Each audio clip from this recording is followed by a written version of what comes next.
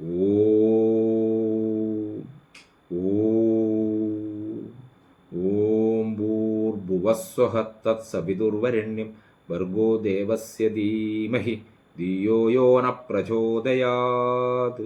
ഓം ശാന്തി ശാന്തി ശാന്തി. യഥാ യഥാ ഹി ധർമ്മസ്യ ഗ്ലാനിർഭവതി ഭാരത അഭ്യുത്ഥാനമധർമ്മസ്യ തഥാത്മാനം സൃജാമ്യഹം. പരിത്രാണായ സാധൂനാം വിനാശായ ച ദുഷ്കൃതാം ധർമ്മസംസ്ഥാപനാർത്ഥായ സംഭവാമി യുഗേ യുഗേ. ശ്രീ മഹാഗണപതിക്ക് വന്ദനം. സരസ്വതീ ദേവിക്കും ശ്രീ ഗുരുമഹാരാജനും പരദേവതക്കും ശ്രീ സീതാരാമചന്ദ്രനും വന്ദനം. പരമ്പൊരുളാം സദ്ഗുരു ശ്രീ സായീശ്വരൻ്റെ തൃപ്പാദങ്ങളിൽ പ്രേമഭക്തിപൂർവം അടിയൻ്റെ പ്രണാമം. സായി സച്ചരിതം 22ാമത്തെ ദിവസമാണ് നമ്മൾ വായിക്കുന്നത്. എല്ലാ ആൾക്കാരും വളരെ ശ്രദ്ധിച്ച് അവരവരുടെ ഒരു ദിവസത്തിന് ഒരു അരമണിക്കൂറെങ്കിലും സായി സച്ചരിതം നിർബന്ധമായി കേൾക്കണം. സായി സച്ചരിതം കേട്ടാൽ അതിൽ നിന്ന് കിട്ടുന്ന അനുഭവങ്ങൾ വളരെ വളരെ വളരെ വലുതായിരിക്കും എന്ന് അവരവർക്ക് തന്നെ മനസ്സിലാക്കാവുന്നതാണ്. ഇന്ന് 13ാമത്തെ അധ്യായമാണ്. ബാബയുടെ ചികിത്സ, അതേ സംബന്ധിച്ചിട്ടാണ് ഇന്ന് വായിക്കേണ്ടത്. അർത്ഥവത്തായ കൊച്ചു കൊച്ചു വാക്കുകൾ അവ അഗാധവും ശക്തവും കുറിക്കുകൊള്ളുന്നതുമായിരുന്നു. അങ്ങനെ സായീശ്വരൻ സംസാരിക്കാറുള്ളൂ. ദുസ്തരായ മായയെക്കുറിച്ച് സായി ഒരിക്കൽ അരുളിതിങ്ങനെ. ഒരിക്കൽ ബാബ പറഞ്ഞ ഒരു കാര്യമാണ് പറയുന്നത്. എനിക്ക് ഭാര്യയോ ഗൃഹമോ ഇല്ല, എല്ലാം ത്യജിച്ച് ഇവിടെ ഒരിടത്ത് വെറുതെ ഇരിക്കുന്ന, എന്നിട്ടും മായ എന്നെ അലട്ടുകയാണ്. നമ്മള് കുടുംബജീവിതം നയിക്കുന്ന ആൾക്കാർ അല്ലേ. ബാബക്ക് ഭാര്യയുമില്ല, സ്വന്തമായി വീടില്ല, ഒന്നുമില്ല. ഇതൊന്നുമില്ലാത്ത ബാബയെപ്പോലും മായ പിടികൂടുന്നു. എന്നാൽ ഗാർഹസ്ഥ്യ ജീവിതം, കുടുംബജീവിതം നയിക്കുന്ന നമ്മളെപ്പോലത്തെ ആൾക്കാരെ മായ എത്രമാത്രം പിടികൂടുന്നുണ്ട് എന്നറിയാലോ. ഒരു ബന്ധങ്ങളും ഇല്ലാത്ത, ഒരു കെട്ടുപാടുമില്ലാത്ത ബാബയെപ്പോലും മായ പിടികൂടുന്നുണ്ട്. പക്ഷെ മായയെ മറക്കാനാകുന്നില്ല. അവൾ എന്നെ പലപ്പോഴും വലയം ചെയ്യുകയാണ്. സാക്ഷാൽ മഹാവിഷ്ണുവിനെയും ബ്രഹ്മദേവനെയും ഇവർ വലച്ചിട്ടുണ്ട്.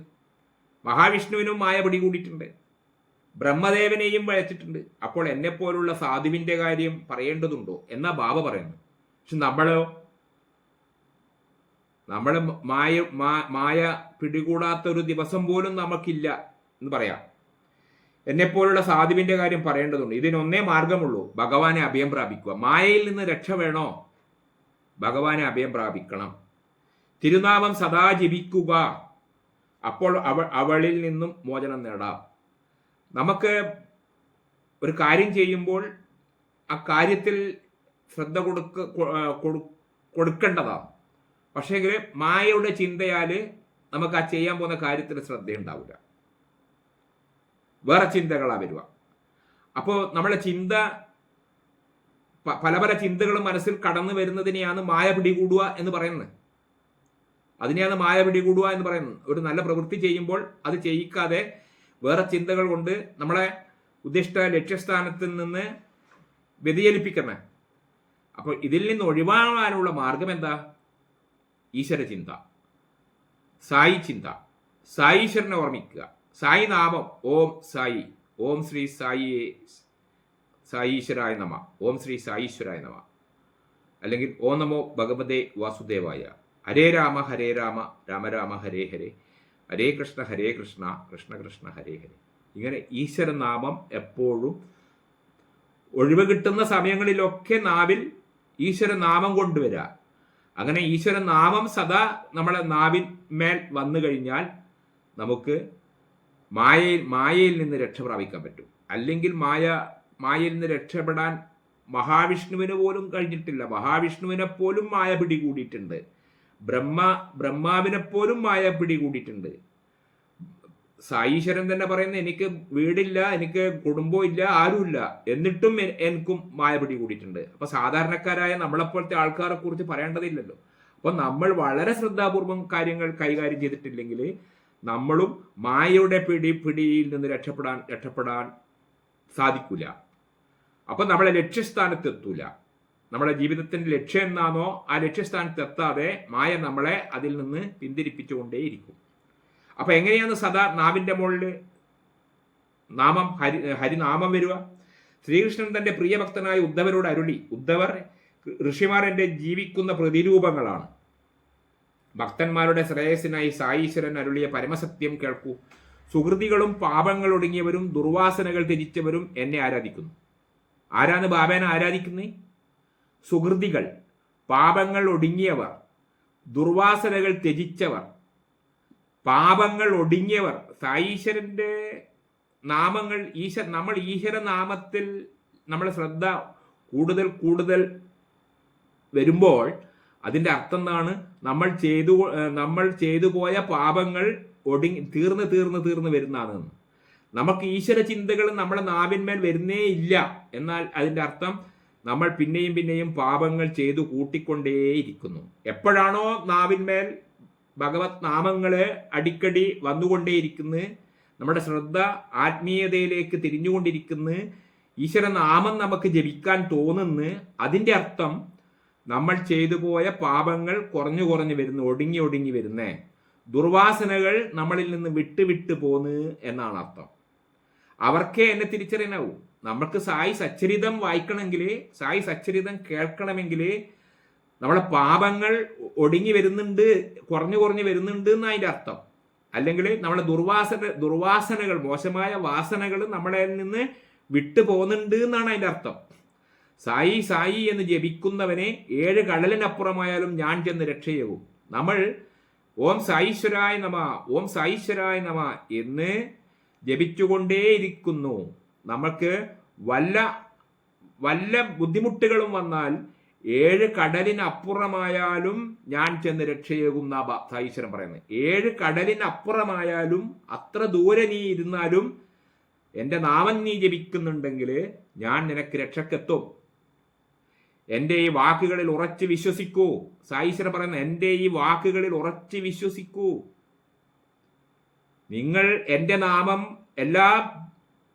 എപ്പോഴും ജപിക്കുകയും എന്നെക്കുറിച്ച് ചിന്തിക്കുകയും ചെയ്യുകയാണെങ്കിൽ, നിങ്ങൾ 7 കടലിനപ്പുറമായാലും നിങ്ങൾക്ക് ബുദ്ധിമുട്ടിയാൽ അന്നത്തിനും വസ്ത്രത്തിനും ബുദ്ധിമുട്ടുണ്ടാവുക എന്ന് മാത്രമല്ല, മറ്റുള്ള എല്ലാ വിഷമങ്ങളിൽ നിന്നും നിങ്ങളെ രക്ഷിക്കാൻ ഞാൻ അവിടെ എത്തും.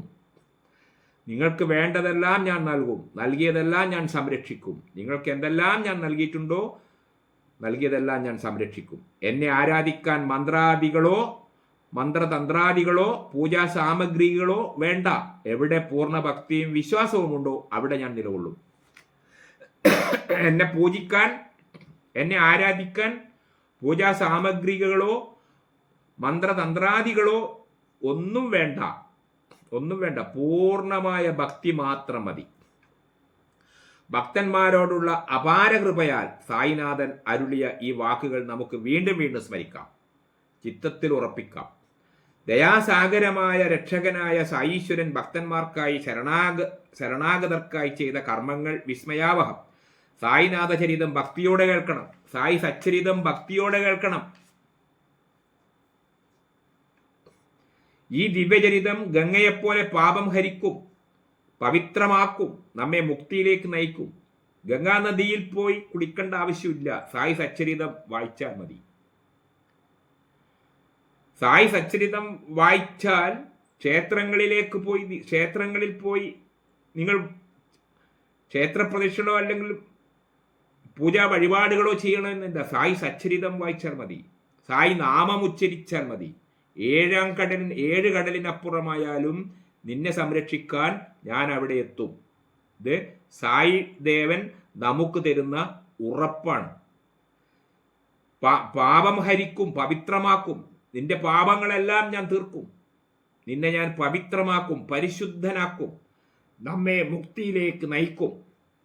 സായി ലീലകൾ അമൃത സമാനം. സായീശ്വരന്റെ ലീലകൾ അമൃത സമാനം. ഈ ദിവ്യ കഥകൾ ജന്മജന്മാന്തരങ്ങളെ ഇല്ലാതാക്കും. നമ്മൾ ശക്തരെന്ന് നാം സ്വയം കരുതുന്നു, സത്യത്തിൽ നാം കർമ്മങ്ങളുടെ കെട്ടുപാടിലല്ലേ. നമ്മൾ വലിയ ശക്തന്മാരാണ് എന്ന് പറയുന്നു, പക്ഷേങ്കിൽ നമ്മൾ കർമ്മങ്ങളുടെ കെട്ടുപാടിലല്ലേ. ആഗ്രഹിക്കാത്ത ദുരിതങ്ങൾ നമ്മെ തേടി വരുന്നു. ദുരിതങ്ങൾ നമ്മളെ തേടി വരുന്നു. രാപ്പകൽ സുഖത്തിനായി നമ്മൾ കഷ്ടപ്പെടുന്നു. നമ്മൾ സുഖത്തിന് വേണ്ടി കഷ്ടപ്പെടുന്നു. കിട്ടുന്നതോ ക്ലേശങ്ങളും. നന്മ ചെയ്യാനും ധാർമ്മിക ജീവിതം നയിക്കാനും ആഗ്രഹമുണ്ട്. നന്മ ചെയ്യാൻ ആഗ്രഹമുണ്ട്, ധാർമ്മിക ജീവിതം നയിക്കാൻ ആഗ്രഹമുണ്ട്. പക്ഷേ ഇന്ദ്രിയങ്ങൾ പാപകർമ്മങ്ങളിലേക്ക് ബലമായി വലിച്ചിഴക്കുകയാണ്. ധർമ്മങ്ങൾ ചെയ്യണമെന്നുണ്ട്, നന്മ ചെയ്യാൻ ആഗ്രഹമുണ്ട്, ധാർമ്മിക ജീവിതം നയിക്കാൻ ആഗ്രഹമുണ്ട്. പക്ഷെ ഇന്ദ്രിയങ്ങൾ പാപകർമ്മങ്ങളിലേക്ക് ബലമായി പിടിച്ചുകൊണ്ടുവന്നു. ഇന്ദ്രിയങ്ങൾ പാപകർമ്മങ്ങൾ ചെയ്യാൻ വേണ്ടി നമ്മളെ ബലമായി പിടിച്ചുകൊണ്ടുവന്നു. പിന്നെ നാം സ്വതന്ത്രർ എങ്ങനെയാന്ന് പറയും? പിന്നെ എങ്ങനെയാണ് നമ്മൾ സ്വതന്ത്രം എന്ന് പറയുക? നമുക്കറിയാം ചെയ്യുന്നത് മോശമായ പ്രവൃത്തിയാണ് എന്ന് അറിഞ്ഞാലും മായ നമ്മളെ പിടികൂടിയിട്ടുണ്ടാവും. മായയുടെ പിടുത്തത്തിൽ നിന്ന് നമ്മളെ വലിച്ച് മോചിപ്പിച്ചു കൊണ്ടുവരാൻ നമുക്കാവണമെങ്കിൽ നമുക്ക് സായി സച്ചരിതം കേൾക്കുകയും സായി നാമം നമ്മുടെ നാവിന്മേൽ എപ്പോഴും വരികയും വേണം. ഭക്തന്റെ കർമ്മഫലങ്ങളെ സായീശ്വരൻ എങ്ങനെ കൈകാര്യം ചെയ്തു എന്നറിയണ്ടേ? ഈ സായി ലീല കേട്ടാലും ഭക്തന്റെ കർമ്മഫലങ്ങളെ സായീശ്വരൻ എങ്ങനെ കൈകാര്യം ചെയ്തു എന്നറിയണ്ടേ? ഈ സായി ലീല കേട്ടാൽ മതി. ഒരു ഉദാഹരണം പറഞ്ഞു തരുന്നുണ്ട്. ആ ഉദാഹരണം കേട്ടാൽ നമ്മൾ മനസ്സിലാക്കിക്കൊള്ളുക. നിരവധി ഉദാഹരണങ്ങൾ പറയേണ്ട ആവശ്യമില്ല.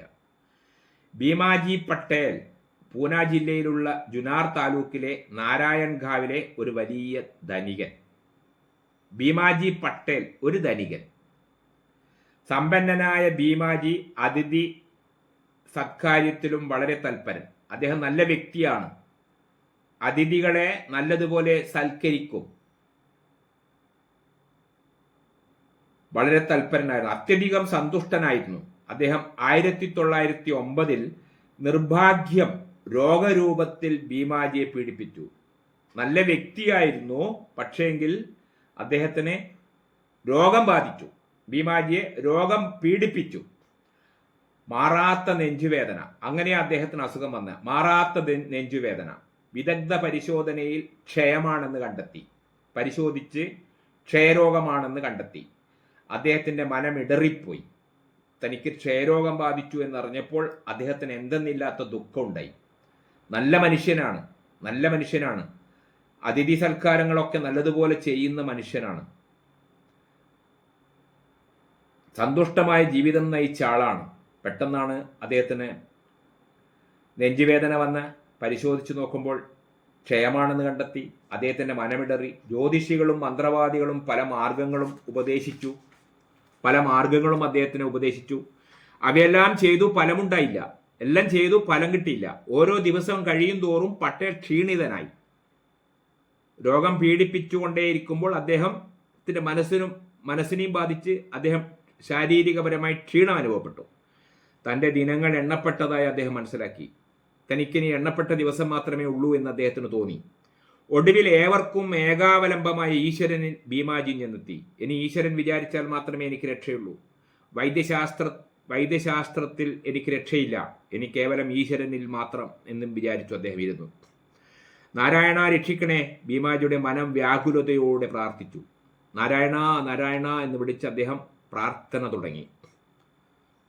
ആ പ്രാർത്ഥന കേൾക്കേണ്ടിടത്ത് കേട്ടു. അദ്ദേഹത്തിന്റെ പ്രാർത്ഥന കേൾക്കേണ്ടിടത്ത് കേട്ടു. ആരെയാണോ അദ്ദേഹം വിളിച്ചത്, ആ വിളിച്ച സ്ഥലത്ത് അദ്ദേഹത്തിന്റെ പ്രാർത്ഥന കേട്ടു. അതുകൊണ്ട് തന്നെ ഭീമാജിക്ക് നാനാ ചന്ദ്രോർക്കറിന് കത്തെഴുതാൻ തോന്നി. അദ്ദേഹത്തിന്റെ ഒരു സുഹൃത്താണ് ചന്ദ്രോർക്കർ. ഭീമാജിക്ക് ബാബേനെയൊന്നും അറിയില്ല.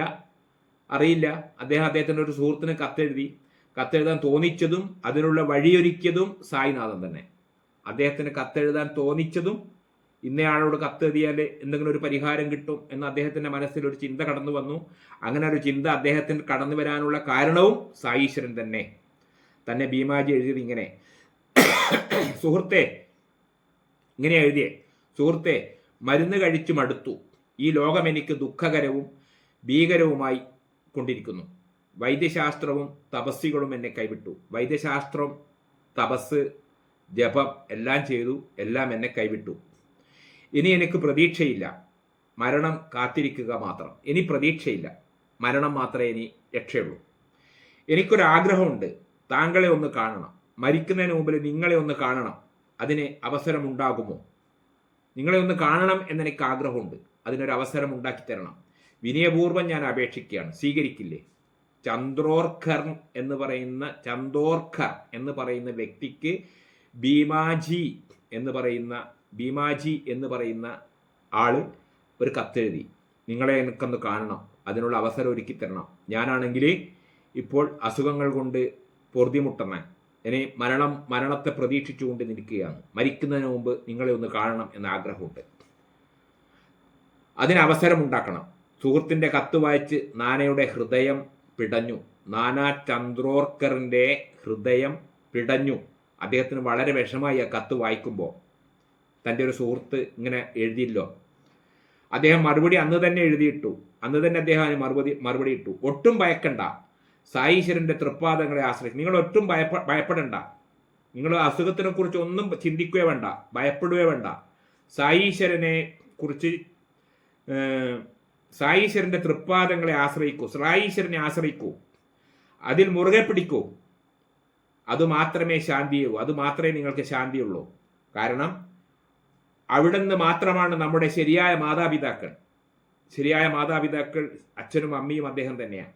അമ്മയുടെ വാത്സല്യത്തോടെ സായീശ്വരൻ ആശ്രയിച്ചവനെ വാരിയെടുക്കും. നിങ്ങൾ സായീശ്വരനെ ആശ്രയിക്കുമെങ്കിൽ നിങ്ങളെ സായീശ്വരൻ വാരിയെടുക്കും. സംശയിക്കണ്ട.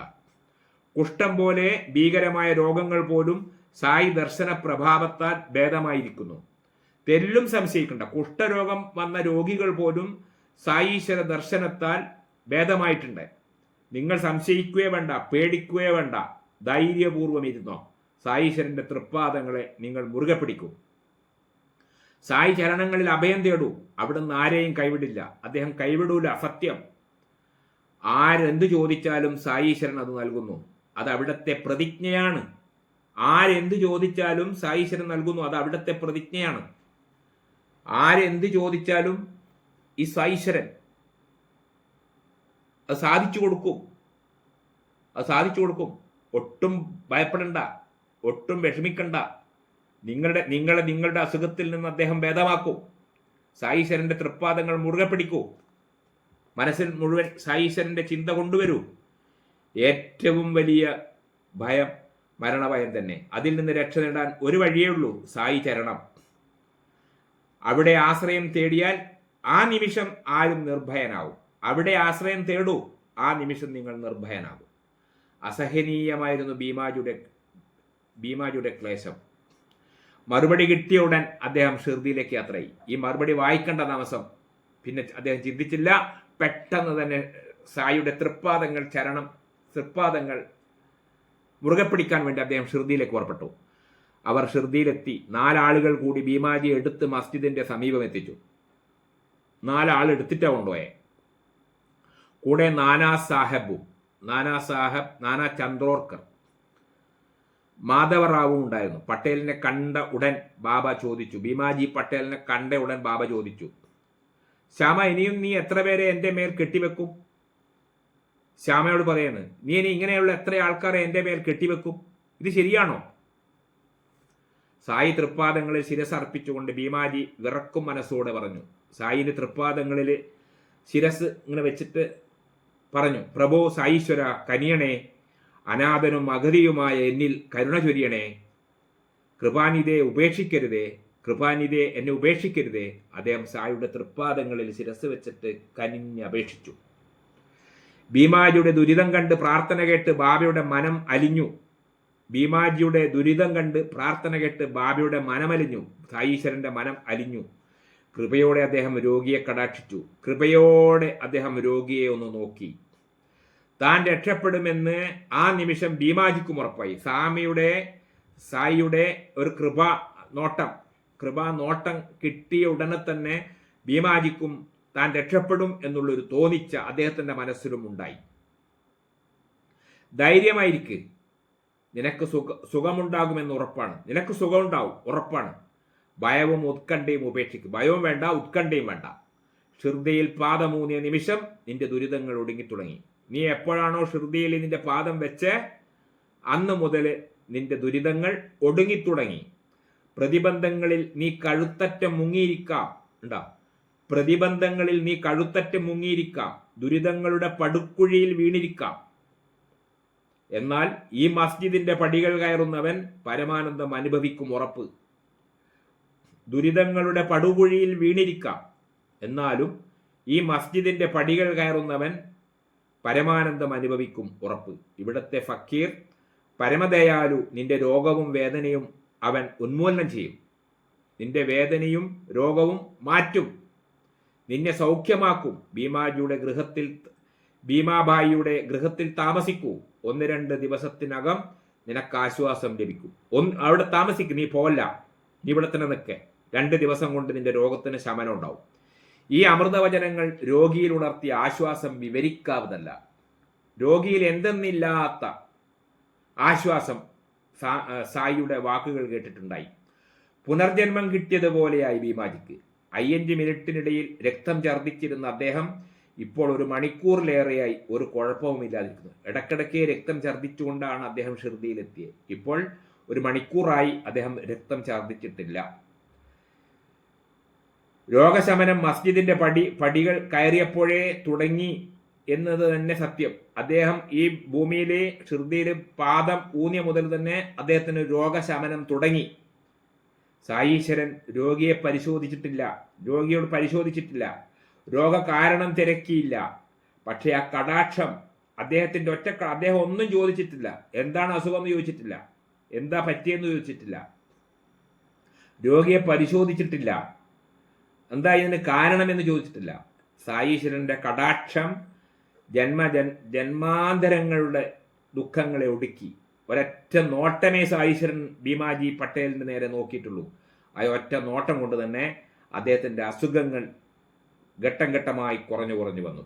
ഉണങ്ങിയ കമ്പ് തളിർക്കണോ, പൂക്കാലത്തിന് മുമ്പേ ചെടി പുഷ്പിക്കണമോ, സായിനാഥിന്റെ ദിവ്യദൃഷ്ടിയേറ്റാൽ മതി. അത്ര പവർഫുള്ളാണ് സായീശ്വരന്റെ കൃപാകടാക്ഷം. ആ കൃപാകടാക്ഷം കിട്ടിക്കഴിഞ്ഞാൽ നമ്മൾ ഏത് പടുകുഴിയിൽ, ദുരിതങ്ങളുടെ പടുകുഴിയിൽപ്പെട്ടാലും നമ്മൾ രക്ഷ പ്രാപിക്കും. അദ്ദേഹത്തിന്റെ കൃപാകടാക്ഷം ലഭിക്കണം എന്ന് മാത്രം. എന്താണ് രോഗം? പൂർവകർമ്മത്താൽ ഉണ്ടായ ഫലം. രോഗം എന്ന് പറഞ്ഞാൽ പൂർവകർമ്മം കൊണ്ട്, മുൻകാലങ്ങളിൽ ചെയ്ത മോശമായ കർമ്മത്താൽ ആണ് രോഗങ്ങൾ വരുന്നത്. കർമ്മഫലം അനുഭവിച്ചു തന്നെ തീർക്കണമെന്നാണ് ശാസ്ത്രം. കർമ്മഫലം അനുഭവിച്ചു തന്നെ തീർക്കണം, അതിന് മറ്റൊരു പ്രതിവിധിയുമില്ല. പക്ഷേ ഒരേ ഒരു വഴിയുണ്ട്. എന്താ വഴി? സുനിശ്ചിതമായ വഴി. നമ്മുടെ മഹാഭാഗ്യത്താൽ അവതാര പുരുഷന്റെ ദർശനം ലഭിക്കുക. അവതാര പുരുഷന്റെ ദർശനം ലഭിച്ചാൽ നമ്മുടെ പൂർവജന്മ കൃതം പാപം രോഗരൂപത്തിൽ വരും. പൂർവജന്മത്തിൽ ചെയ്ത പാപം രോഗരൂപത്തിൽ പ്രത്യക്ഷപ്പെടാം. ആ പാപം തീർക്കണമെങ്കിൽ ഋഷീശ്വര തുല്യമായ ആൾക്കാരുടെ കൃപാകടാക്ഷം നമ്മൾ നേടണം. മഹാഭാഗ്യത്താൽ അവതാര പുരുഷന്റെ ദർശനം ലഭിക്കുക, അവിടുത്തെ കൃപ നേടുക. അപ്പോൾ ജന്മജന്മാന്തരങ്ങളിലെ ദുഷ്ഫലങ്ങൾ അവിടെ നിന്ന് ദഹിപ്പിക്കും. അപ്പോൾ ആദിവ്യാധികളെ ക്ലേശരഹിതമായി നേരിടാനും അനുഭവിക്കാനും സാധിക്കും. ബാബ അരുളിയ പോലെ ഭീമാജി അനുസരിച്ചു. അന്ന് രാത്രി അദ്ദേഹം ഒരു സ്വപ്നം കണ്ടു. അയാൾ ഒരു ചെറിയ കുട്ടി പാഠം പഠിക്കാതെ ചെന്നതിന് അധ്യാപകൻ അടിച്ച് ആ ദണ്ഡനം കടുപ്പവുമായിരുന്നു. ആ രാത്രി ഭീമാജി ഒരു സ്വപ്നം കണ്ടു. അദ്ദേഹം ഒരു ചെറിയ കുട്ടി പാഠം പഠിക്കാതെ സ്കൂളിൽ പോയി. അധ്യാപകൻ അദ്ദേഹത്തിനെ അടിച്ചു. ആ ദണ്ഡനം കടുപ്പമായിരുന്നു. 2-ാം ദിവസത്തെ സ്വപ്നം കുറച്ചുകൂടി കഠിനം. ആരോ ഭാരമേറിയ ഒരു കല്ല് തൻ്റെ നെഞ്ചത്ത് കയറ്റി വെച്ച് ഉരുട്ടുന്നു. 2-ാം ദിവസം അദ്ദേഹം കണ്ട സ്വപ്നം, ഏതോ ഒരാൾ ഭാരമേറിയ ഒരു കല്ല് ഇദ്ദേഹത്തിൻ്റെ നെഞ്ഞത്ത് വെച്ച് ഉരുട്ടുന്നു. ഭീമകാരമായ ആ സ്വപ്നാനുഭവം കൂടിക്കഴിഞ്ഞതോടെ ഭീമാജിയുടെ രോഗം വന്നു. ഭീമ അന്ന് രാത്രി ബാബാജിയുടെ കൃപാകടാക്ഷം ലഭിച്ച ആ രാത്രി അദ്ദേഹം 2 സ്വപ്നം കണ്ടു. ഒരു സ്വപ്നം അദ്ദേഹം പാഠം പഠിക്കാതെ സ്കൂളിൽ പോകുന്നു. പാഠം പഠിക്കാത്തത് കൊണ്ട് അധ്യാപകൻ അദ്ദേഹത്തിനെ അടിക്കുന്നു. അത് കഴിഞ്ഞ് മറ്റൊരു സ്വപ്നം, ഏതോ ഒരു വ്യക്തി അദ്ദേഹത്തിൻ്റെ നെഞ്ചത്ത് വലിയൊരു കല്ല് വെച്ചിട്ട് ഉരുട്ടുന്നു. ഈ 2 സ്വപ്നത്തിന് ശേഷം അദ്ദേഹത്തിൻ്റെ രോഗം അകന്നു. ദുരിതങ്ങളെല്ലാം സ്വപ്നത്തിലൂടെ ബാബ ഒടുക്കി. ദുരിതങ്ങളെല്ലാം സ്വപ്നത്തിലൂടെ ഒടുക്കി. അദ്ദേഹം പൂർണ്ണ ആരോഗ്യവാനായി ശ്രുതി വിട്ടു. പിന്നീട് സമയം കിട്ടുമ്പോഴൊക്കെ സായീശ്വരനെ ദർശിക്കാനും അനുഗ്രഹം നേടാനും ഭീമാജി ഷിർദിയിലെത്തും. മഹാരാഷ്ട്രയിൽ മിക്ക ഗൃഹങ്ങളിലും സത്യനാരായണ പൂജ പതിവുണ്ട്. സത്യനാരായണ പൂജയ്ക്ക് പകരം സത്യവ്രതപൂജ എന്ന സമ്പ്രദായം തുടങ്ങിയത് ഭീമാജിയായിരുന്നു. അപ്പോൾ അതാണ് ഒരു ബാബേന സായീശ്വരനെ പൂജിച്ചാൽ, സായീശ്വരനെ ദർശിച്ചാൽ, സായീശ്വരൻ്റെ കഥ കേട്ടാൽ, അദ്ദേഹത്തിനെക്കുറിച്ച് വായിച്ചാൽ നമ്മുടെ പൂർവ ജന്മത്തിൽ നമ്മൾ ചെയ്തു പോയിട്ടുള്ള പാപങ്ങൾ ഒടുങ്ങുകയും അതുപരമായി നമുക്കുണ്ടാകുന്ന രോഗങ്ങളെ ഇല്ലാതാക്കാനും സാധിക്കും എന്ന ഒരു ഉദാഹരണമാണ് 13-ാം അധ്യായത്തിൽ പറഞ്ഞത്. അപ്പോൾ നമ്മൾ ഈ സംഭവം എപ്പോഴും ഓർക്കുക വഴി നമുക്കും പൂർവ ജന്മത്തിലുണ്ടാകുന്ന അറിഞ്ഞോ അറിയാതെയോ പറ്റിപ്പോയ തെറ്റുകൾ മൂലം ഉണ്ടാകുന്ന രോഗവ്യാധി ആദി മുതലായവ ശമിപ്പിക്കാൻ ഈ സംഭവം ഓർക്കുകയാണെങ്കിൽ സാധിക്കും എന്നാണ് നമ്മൾ ഇതിൽ നിന്ന് മനസ്സിലാക്കേണ്ടത്. ഇന്നത്തെ സായി സച്ചരിതം ഇവിടെ വെച്ച് നിർത്തുന്നു. എല്ലാ ആൾക്കാരും കൃത്യമായി കേൾക്കുകയും മറ്റും ചെയ്യുക. കേൾക്കുന്ന ആൾക്കാർ സബ്സ്ക്രൈബ് ചെയ്യാത്ത ആൾക്കാരാണെങ്കിൽ സബ്സ്ക്രൈബ് ചെയ്യണം. കൂടുതൽ ആൾക്കാരിലേക്ക് ഇത് എത്തിക്കാൻ വേണ്ടി നിങ്ങളുടെ സഹായം തീർച്ചയായിട്ടും ചെയ്യണം എന്ന് മാത്രം അപേക്ഷിച്ചുകൊണ്ട് മുഴുവൻ വ്യക്തികൾക്കും ഓം ശ്രീ സായീശ്വരായ നമഃ.